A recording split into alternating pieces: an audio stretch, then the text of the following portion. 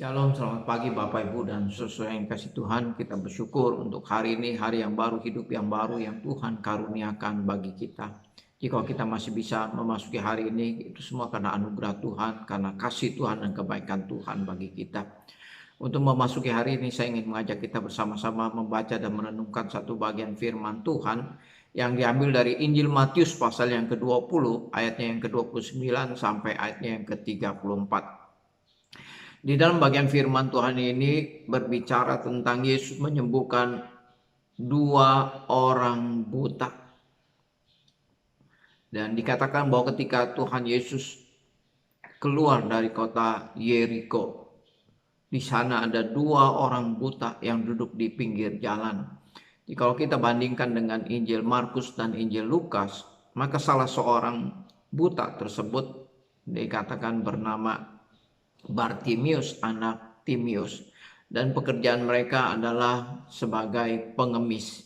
Karena kedua orang ini matanya buta, mereka tidak dapat melakukan pekerjaan, tidak bisa bekerja. Oleh karena itu mereka menjadi pengemis yang duduk di pinggir jalan, meminta sedekah, meminta belas kasihan daripada orang lain. Nah, ketika Yesus lewat di pinggir jalan itu dan kedua orang buta ini mendengar ada begitu banyak suara orang yang lewat, dan orang buta ini tahu bahwa yang lewat itu adalah Yesus. Maka mereka berseru, "Tuhan, Anak Daud, kasihanilah kami." Ya, mereka berseru kepada Yesus, minta belas kasihan daripada Tuhan Yesus.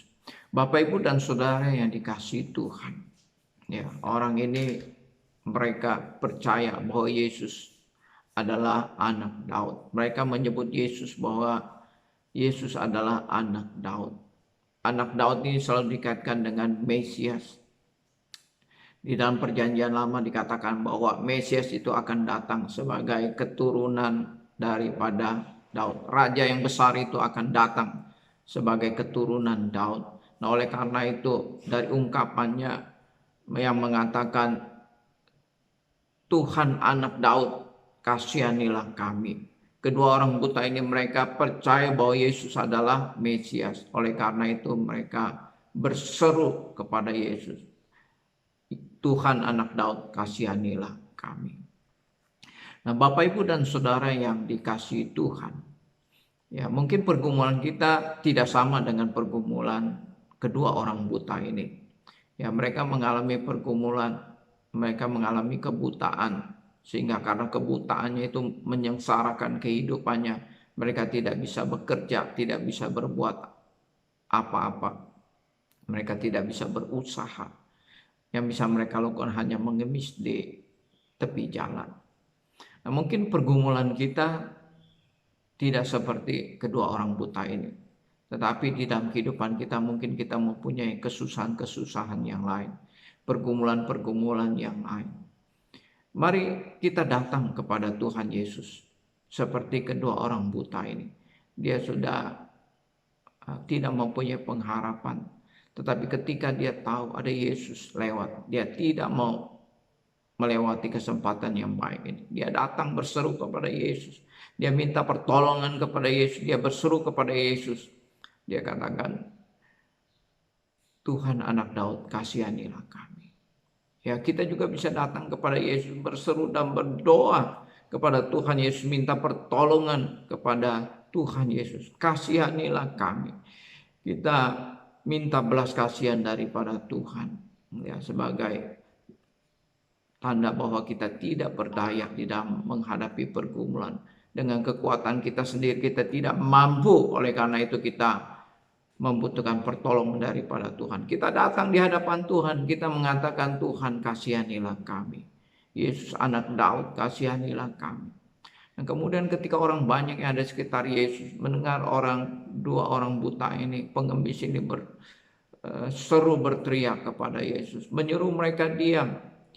Orang-orang banyak itu takut kedua orang buta ini mengganggu Yesus, menyusahkan Yesus atau minta sedekah kepada Yesus. Oleh karena itu mereka melarang kedua orang buta ini untuk berseru menyebut nama Tuhan. Tetapi yang luar biasa adalah ketika orang banyak itu melarang mereka, suruh mereka diam. Mereka bukan diam, tetapi mereka berseru lebih keras lagi, mereka berteriak. Dia katakan, Tuhan anak Daud kasihanilah kami. Tuhan anak Daud kasihanilah kami. Dia berseru lebih keras lagi. Ya, walaupun ada tantangan, ya, ada tantangan, dia tidak mundur daripada iman percayanya kepada Yesus, karena dia percaya hanya Yesus yang dapat menolong mereka, dapat menyembuhkan mereka.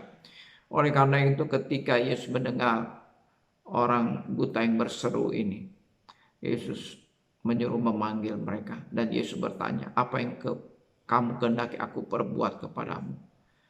Kemudian kedua orang buta itu katakan, Tuhan, supaya kami dapat melihat. Supaya dapat melihat. Mereka tidak minta yang lain. Mereka minta apa yang menjadi kebutuhan mereka, yang paling pokok, paling penting, yaitu supaya mereka dapat melihat. Bapak, Ibu, dan Saudara yang kasih Tuhan, di sini kita bisa belajar.